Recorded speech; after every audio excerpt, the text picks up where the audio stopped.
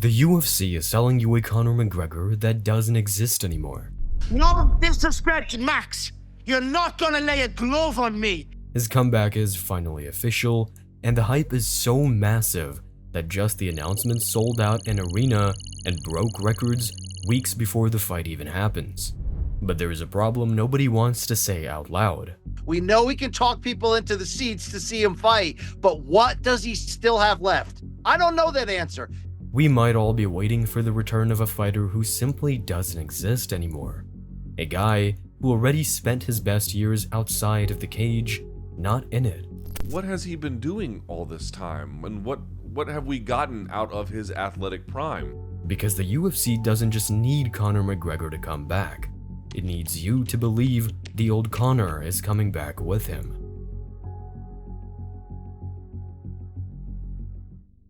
To understand why the UFC is desperate to sell you this comeback, you have to realize that Conor McGregor is more than a popular fighter. He actually helped build a multi-billion-dollar empire. Where's my share? Where's my equity? If I'm the one that's bringing this, I mean, they've got to come talk to me now. That's all I know. I've got both belts, a chunk of money, a little family on the way. You want me to stick around? You want me to keep doing what I'm doing? Let's talk, but I want the ownership now. I want equal share. I want what I deserve, what I've earned. In a sense, he was the most successful MMA fighter ever. Sure, he didn't have an undefeated run like Khabib, and was by no means a dominant champion like GSP or John Jones. But he didn't need to be the best fighter to be the biggest, because his accomplishments weren't strictly athletic. During his epic run in the sport, he managed to take over the very culture built around MMA. Conor McGregor changed the game. I think he's always going to be in a conversation about any kind of greatness, because when you look at greatness in its truest form, it's not just what you do inside the octagon, it's what you do, the impact you have on the sport, the amount of eyeballs you bring to it. The 13-second KO against Aldo, the epic back and forths with Nate Diaz, the historic performance over Eddie Alvarez. At one point, Conor's brand was bigger than the UFC itself. By the late 2010s, it was impossible to talk about fighting without having his name show up, and the numbers speak for themselves. He featured in 8 out of the 10 most sold UFC events ever, and even starred in a cross-promotion boxing match with Floyd Mayweather, which is still the second largest pay-per-view event in all of combat sports. McGregor drove most of the UFC's rise over the last decade, and played a pivotal role in the company's global domination. Started with Chuck Liddell and Matt Hughes, and then we went through Anderson Silva and George St. Pierre, and then you get into Ronda Rousey and Conor McGregor era. Yes, they're all key, and they all built different segments of the business, right? Conor ignited Europe like crazy, and then got to a point where the rest of the world became Conor McGregor fans. When he first joined, the UFC was popular, but still very much a niche market. But as he grew with the promotion on his back, he changed the entire landscape of the sport. And he 100% knew that. Probably no coincidence that during his rise, the UFC as a business was booming. Endeavor bought the UFC in 2016, and the promotion then went on to stack up streaming rights deals, each more valuable than the last. Today, it sits within the publicly traded TKO group, valued at over $38 billion. And yeah, not all of it can be attributed to McGregor, but the boost in popularity the Irishman brought to the game certainly helped. He experienced an unmatched ascension in the sport, to the likes of which we'll probably never see again. He was as big as it gets, but even stars don't last forever. And just like the stars in the night sky, which shine bright but in reality have long been dead, McGregor's return seems like nothing but an afterglow. Coming into MMA, Conor had one goal in mind. My name is Conor McGregor. I'm a professional MMA fighter. My dream is to be world lightweight champion in the UFC, have more money than I know what to do with, and have a great life for my kids, my grandkids. And as far as that went, he achieved everything he ever wanted out of the sport. The first double champion, the highest paid athlete in the history of MMA, a fighter so big, the UFC allowed him to cross over to boxing.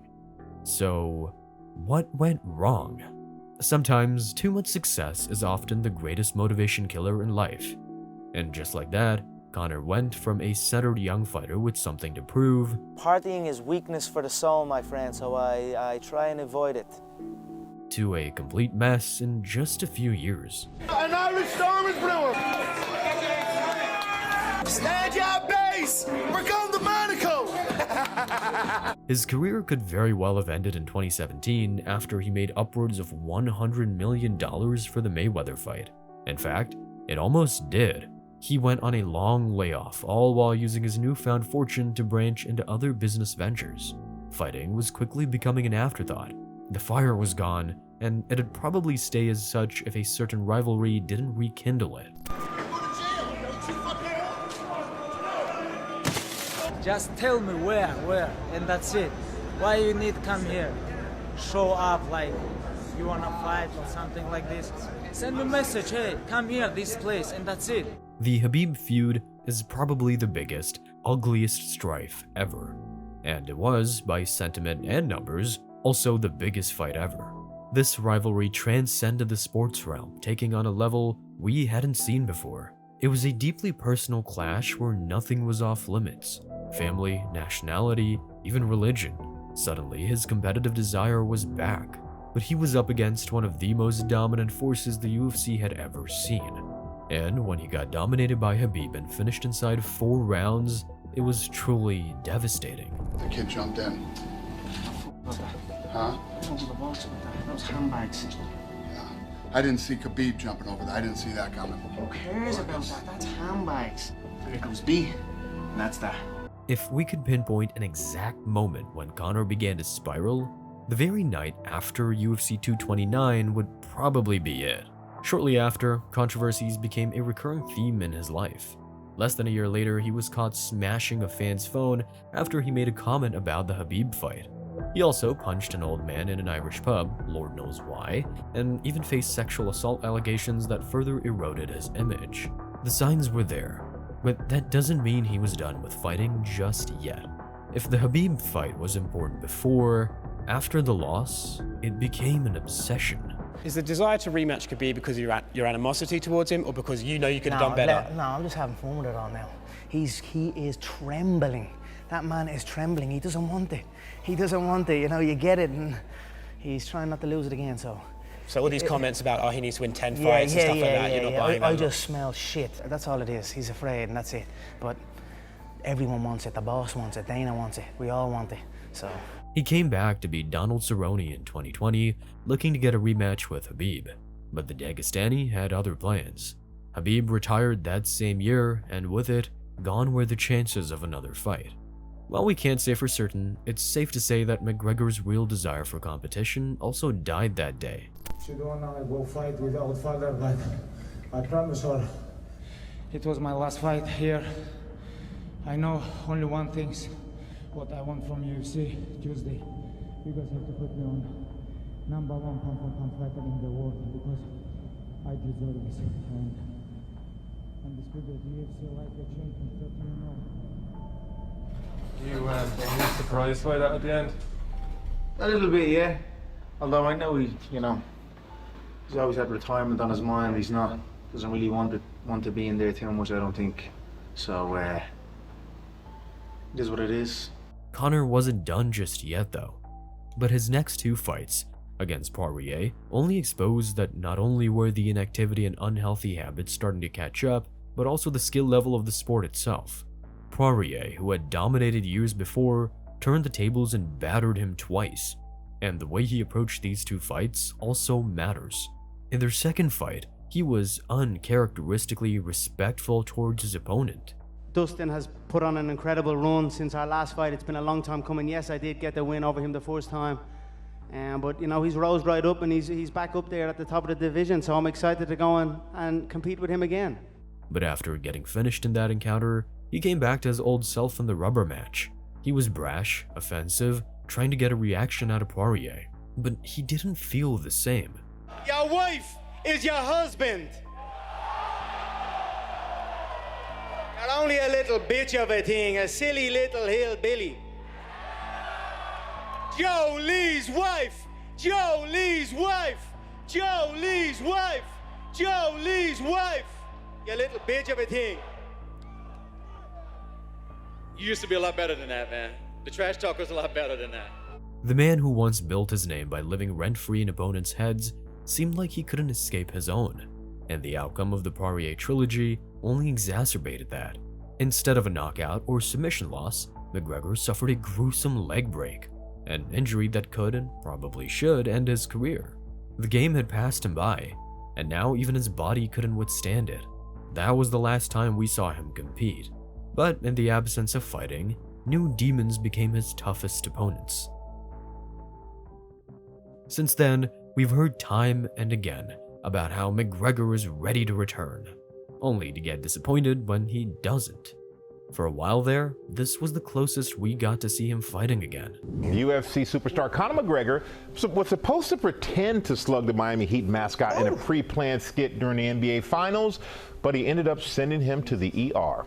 Even though it feels like he's finally coming back, there's still reason to believe it could all fall apart, because he already has a track record of that. June 29th, Conor versus Chandler. 5 rounds, 170 pounds. Much to Michael Chandler's despair, that fight never happened. In fact, poor Chandler put himself in a limbo waiting for the promised red panty night that never came. For over 2 years, McGregor's comeback was dangled like a carrot in front of everyone, only for it to slip away every single time. And while that happened, almost all we saw of Conor was him partying and drinking. We've seen in the past few days, there's been like some footage coming out of him having some fun in the clubs and stuff. Does any of that concern you, like 4 or 5 weeks out from the fight? Well, again, you and I, here we are. We were talking about John Jones. John Jones was doing a lot of that stuff too back in the day, and many other fighters throughout history. I don't know what's real on the internet and what's not real on the internet. I don't know timing-wise, and one of them he's got a beard, and one of them he doesn't have a beard, and I have no idea. I don't know if any of that's real or true or whatever, but you know, Conor's not a dumb guy, and you know, this is obviously a big fight for him. He's calling it the best comeback in the history of sports and all that stuff, so we'll see what happens. No one can say whether he has a problem or not. His mind wasn't on fighting at all, and almost everyone could see that. Well, except for Chandler. He made it seem like not drinking during training camp was a huge commitment, not what's expected of a professional athlete. Now they say...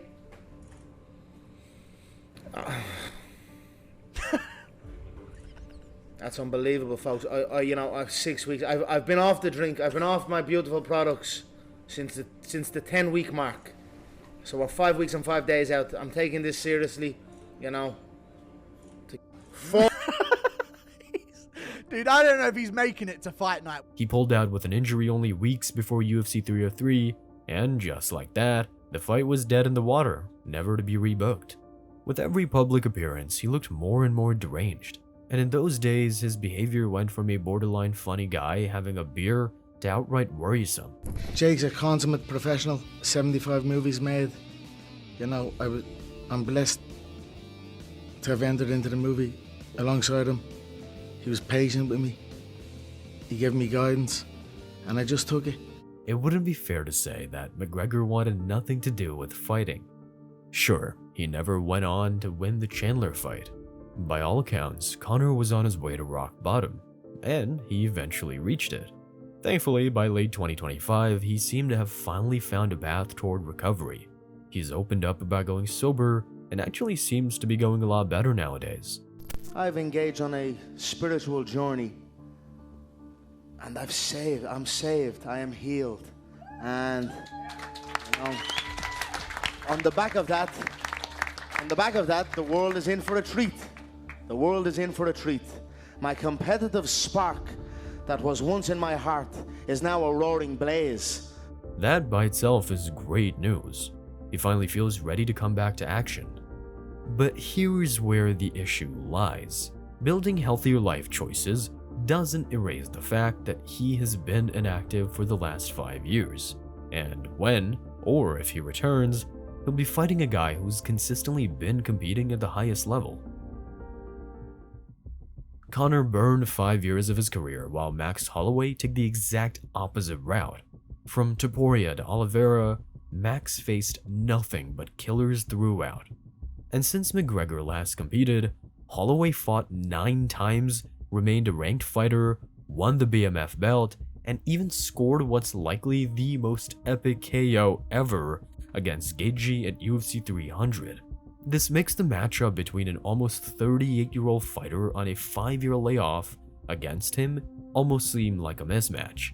We just have no idea what Conor McGregor is going to look like. It would be a fool's game to try to assess, like, he's coming off of a broken leg and we haven't seen him fight in 5 years. In many ways, Holloway is the antithesis of Conor. He excels in volume and cardio, while McGregor relies on early power. While the Irishman had a fast, spectacular rise, Max's was more of a slow burn that took almost a decade to pick up the pace. They actually met before, way back in the day. McGregor beat him in that first encounter, but that was 13 years ago. And Holloway isn't the same fighter, nor is Conor. You remember when Conor McGregor beats Eddie Alvarez, wins his second title, talking about equity in the UFC, he was this big. In the 10 years, that was in 2016, in those 10 years, he's won that one fight against Donald Cerrone. That's it. Like, at that moment, MMA, though, when at you're that up, moment, I mean, at that moment, you're like, dude, this guy is like, he's going to be in the stratosphere. Like, he's going to be in, I know he fought made a ton of money all over the place. But the fact that he's this relevant with one win in 10 years is just, it's crazy. Odds makers are treating McGregor as a major underdog, even against a guy he once beat. Perhaps people are giving him too little of a chance. They say the last thing to go is power, and he always had that. But when adding the long layoff, the injuries, and Max's durability to the equation, the odds are stacked against the notorious. The build-up is already in motion, and both of them are already selling the fight. No disrespect, Max. You're not gonna lay a glove on me. And even if you do lay a glove on me, I'm gonna laugh in your face.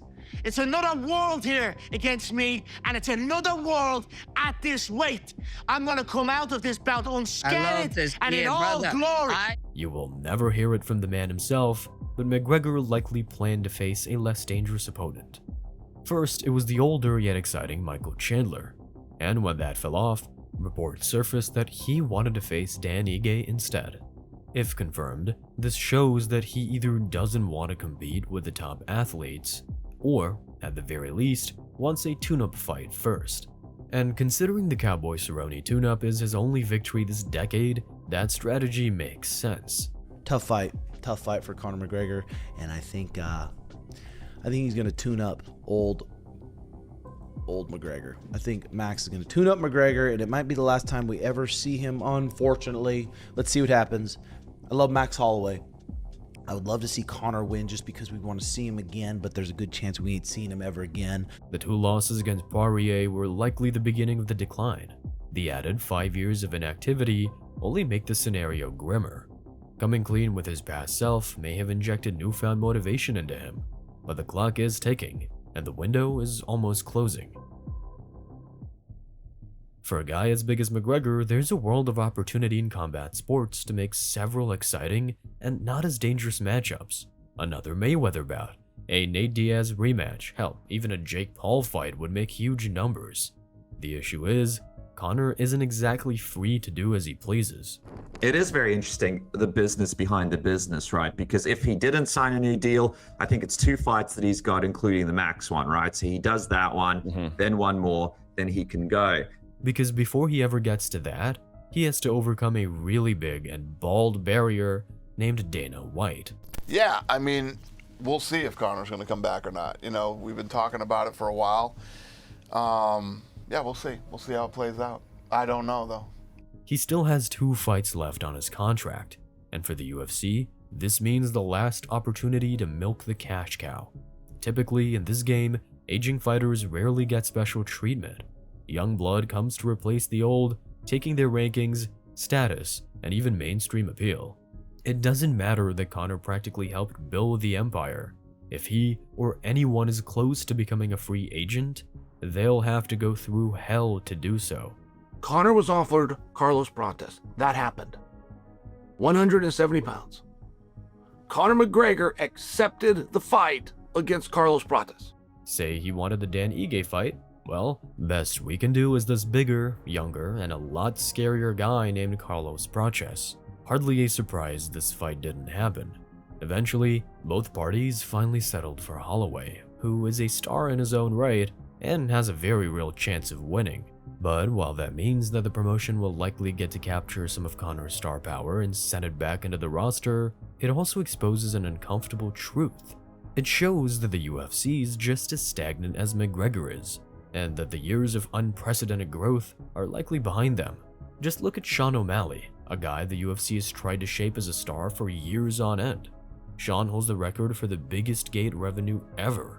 But that took a lot of build-up and a multi-million-dollar investment booking the Sphere in Las Vegas with Saudi money backing it. Meanwhile, McGregor needed only a couple of days to sell out T-Mobile Arena, and he will likely beat that same record without breaking a sweat. Conor, you guys know as well as I do. I mean, he's a